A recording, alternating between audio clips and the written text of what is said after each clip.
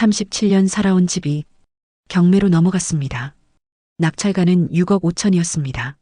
그날 저는 처음으로 2억 담보대출이 있었다는 걸 알았습니다. 남편은 알고 있었습니다. 저만 몰랐습니다. 보증이 6천만 원, 카드빚이 3천만 원, 서류 어디에도 제 이름은 없었습니다. 집 서류 어디 있어요?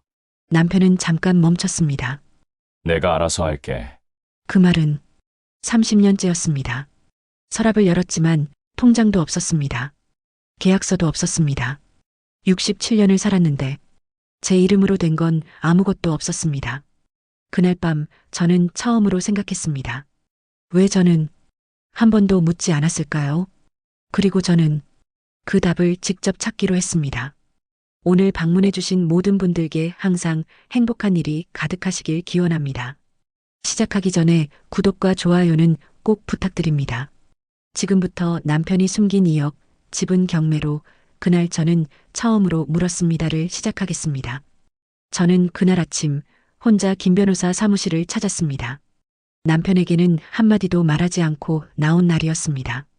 버스를 2번 갈아탔습니다. 1시간이 걸렸습니다. 앉아서 창밖을 보고 싶었습니다. 그냥 그랬습니다. 변호사 사무실은 낡은 건물 5층 끝 방이었습니다. 엘리베이터 문이 열리자 복도가 길게 이어졌습니다. 발소리가 유독 크게 들리는 복도였습니다. 문 앞에 이름 석자가 작게 붙어 있었습니다. 저는 거기서 잠깐 멈췄습니다. 숨을 고르고 들어갔습니다. 안은 조용했습니다. 책상 하나, 낮은 책장 하나, 의자는 단정했습니다. 꾸밈이 없는 공간이었습니다. 책상 위에는 종이 몇 장과 펜만 놓여 있었습니다. 67년을 살면서 변호사 앞에 앉아본 건 처음이었습니다. 김 변호사가 자리에서 일어나 고개를 끄덕였습니다. 어서 오십시오. 앉으시죠. 저는 가방을 무릎 위에 조심스럽게 올려놓았습니다. 뭘 먼저 꺼내야 할지 도무지 알 수가 없었습니다. 서류부터인지 말부터인지 정리가 안 됐습니다. 김 변호사가 먼저 입을 열었습니다. 어떤 일로 오셨는지 말씀해 주시겠어요? 저는 한 번 더 숨을 골랐습니다. 집이 경매에 넘어갔습니다. 남편이 빚을 졌는데 저는 전혀 몰랐습니다. 그 2문장을 꺼내는데 한참이 걸렸습니다. 김 변호사는 바로 펜을 들고 메모를 시작했습니다. 판단하는 표정이 아니었습니다. 그냥 듣고 있었습니다. 금액이 어느 정도나 됩니까? 아직 전부 파악은 못한 상태입니다. 잠깐 침묵이 흘렀습니다. 그리 길지 않았습니다. 그럼 정리부터 하죠. 짧은 말이었지만 묵직하게 가슴에 내려앉았습니다. 저는 그 한마디가 왜 그리 고마운지 알 수 없었습니다. 김 변호사가 노트 한 권을 꺼내 제 앞으로 밀었습니다. 모르는 것, 묻고 싶은 것 전부 여기 적으세요. 저는 펜을 쥐었습니다. 손이 조금 떨렸습니다. 노트는 첫 장부터 깨끗이 비어 있었습니다. 그때 저는 한 가지를 확인해야 했습니다. 내가 지금껏 무엇을 알지 못했는지를. 상담이 시작되고 나서야 서류를 꺼낼 수 있었습니다. 경매 통지서, 등기부등본, 고지서 몇 장이었습니다. 김 변호사가 차례로 펼쳐놓고 조용히 읽었습니다. 저는 그 종이들을 보면서 입이 열리지 않았습니다. 몇 달 전까지만 해도 집이 이렇게 될 거라 몰랐습니다. 남편은 매달 공과금을 냈고 식사도 제때 했습니다. 아무것도 달라진 게 없는 것 같았습니다. 그래서 몰랐습니다.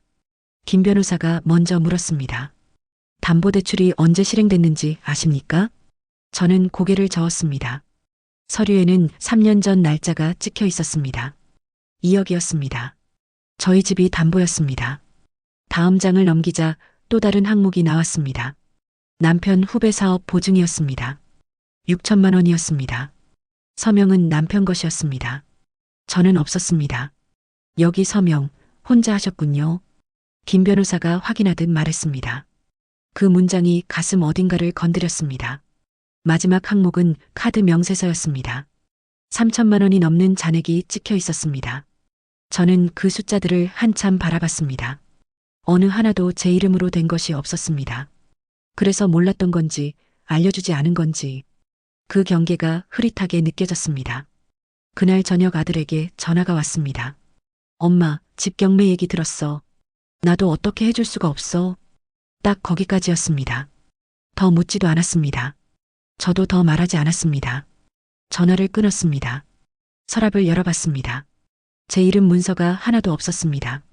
통장도 없고 계약서도 없고 서류 한 장 없었습니다. 그 빈 서랍이 오래 눈에 남았습니다. 그날 저는 한 가지를 결정했습니다. 이대로 눈을 감고 있어선 안 된다는 것을. 저는 왜 변호사를 찾아갔는지 생각해 봤습니다. 이혼을 생각해서가 아니었습니다. 확실히 아니었습니다. 단지 누군가에게 사실을 들어야 했습니다. 감정이 아닌 사실만 말해줄 사람이 필요했습니다. 남편 창수는 나쁜 사람이 아닙니다. 37년을 같이 살면서 그 점은 알고 있었습니다. 늦게 들어온 날이 있어도 거짓말은 없었습니다. 손찌검 한 번 없었고 목소리를 높인 적도 드물었습니다. 그 사람은 그냥 혼자 결정하는 사람이었습니다.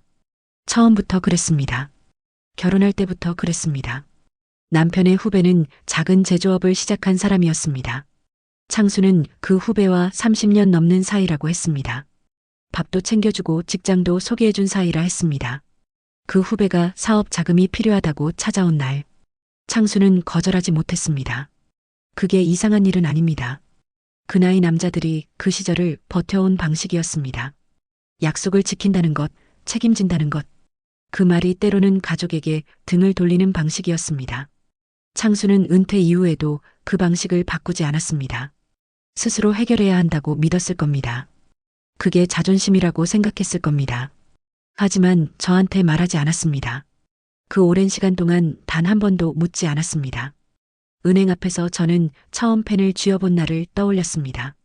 결혼 후 처음으로 혼자 통장을 만들러 간 날이었습니다. 문 앞에서 한참 망설였습니다. 들어가지 못했습니다. 그때는 이유를 몰랐습니다. 지금은 조금 알 것 같습니다. 제 이름으로 뭔가를 가진다는 게 어색했던 겁니다. 37년을 그렇게 살아왔기 때문입니다. 변호사를 찾은 건 뭔가를 되찾으려는 첫걸음이었습니다. 무엇인지는 아직 몰랐습니다. 그래도 걸었습니다. 우리 부부는 크게 싸운 적이 없었습니다. 그게 좋은 부부의 증거라고 생각했습니다. 지금은 그게 아닌 것 같습니다. 싸우지 않은 게 아니라 묻지 않은 거였습니다. 결혼 초부터 창수는 돈 이야기를 스스로 처리했습니다. 월급을 받으면 생활비를 주고 나머지는 관리했습니다. 저는 그 나머지를 물은 적이 없었습니다. 남편이 알아서 한다는 말이 우리 집의 규칙이었습니다. 그 규칙을 누가 정했는지는 모릅니다. 그냥 언제부턴가 그렇게 되어 있었습니다. 아이가 태어나고 이사를 하고 집을 샀습니다. 그 결정들을 저는 사후에 전달받았습니다. 이의를 달지 않았습니다. 틀리지 않았으니까요. 창수의 판단이 크게 빗나간 적은 없었습니다. 그래서 묻지 않는 것이 자연스러운 일이 됐습니다. 하지만 처음으로 균열이 생긴 날이 있었습니다. 창수가 명예퇴직을 한다고 말한 날이었습니다. 회사에서 나오게 됐어. 이제 쉬어야지. 그게 전부였습니다. 이유도 날짜도 없었습니다. 저는 그날 밤 혼자 셈을 했습니다. 남은 연금이 얼마인지, 앞으로 어떻게 살아야 하는지. 창수는 이미 다 계획이 있다는 표정이었습니다. 저는 그 표정을 보고 입을 다물었습니다. 그 침묵이 우리 사이에 쌓이고 쌓였습니다. 그리고 3년 뒤 담보대출 서류가 나왔습니다. 저는 그날 밤 이런 생각을 했습니다. 내가 묻지 않은 것인지 말하지 않은 것인지 어느 쪽이 먼저인지도 알 수가 없었습니다. 왜 우리는 한 번도 묻지 않았을까요? 그 질문이 처음으로 가슴 안에서 떠올랐습니다. 이번엔 달라야 한다고 생각했습니다. 이번엔 확인하고 반드시 묻겠다고 생각했습니다. 김 변호사를 두 번째 찾아간 날이었습니다. 저는 이번엔 메모를 들고 갔습니다. 노트에 적어온 질문이 6개였습니다. 그중 첫 번째가 가장 오래 걸린 질문이었습니다. 남편은 왜 이런 결정을 혼자 했을까요? 김 변호사가 잠시 생각하는 표정을 지었습니다. 오래 혼자 하셨으니까요. 짧은 말이었지만 오래 남았습니다. 창수가 회사를 나온 건 62세였습니다. 부장으로 30년을 일하고 나온 자리였습니다. 그날 이후 창수는 조용해졌습니다. 방에 오래 앉아 있었습니다. 말이 줄었습니다. 퇴직 모임이 몇 차례 있었지만 점점 뜸해졌습니다. 친구들도 각자 바빠졌습니다. 연락이 끊겼습니다. 창수는 집에서 뭔가를 해야 한다는 표정이었습니다. 가장이라는 이름으로 30년을 버텨온 사람이었습니다. 은퇴 후에도 그 역할을 내려놓지 못한 겁니다. 후배의 부탁이 왔을 때 창수는 응한 겁니다. 해줄 수 있는 사람이고 싶었을 겁니다. 그게 전부였을 겁니다. 남편이 나쁜 사람이라서가 아니었습니다. 자기 자리를 잃은 사람이 붙들 수 있는 것을 붙든 겁니다. 그 판단이 잘못된 건 맞습니다. 하지만 그 마음이 어디서 왔는지는 알 것 같았습니다. 저는 한동안 창수의 뒷모습을 떠올렸습니다. 명예퇴직 후 처음 집에 있던 날 창수는 베란다에 서 있었습니다. 오래 서 있었습니다. 뭘 보는지 알 수 없었습니다. 그때 저는 아무 말도 하지 않았습니다. 그냥 지나쳤습니다. 밥을 차렸습니다. 그 장면이 이제야 다르게 보이기 시작했습니다. 나쁜 사람과 사는 게 아니었습니다. 서로에게 묻지 않는 사람들이 함께 살고 있었습니다. 그게 문제의 진짜 시작이었는지도 모릅니다. 세 번째 상담 날 저는 일찍 도착했습니다. 복도 끝 의자에 앉아 잠깐 눈을 감았습니다. 결정을 해야 하는 날이라는 걸 알고 있었습니다. 김 변호사가 자리에 앉자마자 서류를 펼쳤습니다. 경매 낙찰가는 6억 5천만 원으로 확정됐습니다. 대출 2억, 보증 6천, 카드빚 3천을 정리하면 남는 돈은 5천만 원 안팎이었습니다. 김 변호사가 천천히 말했습니다. 지금 선택지는 두 가지입니다. 저는 노트를 꺼내 펜을 쥐었습니다.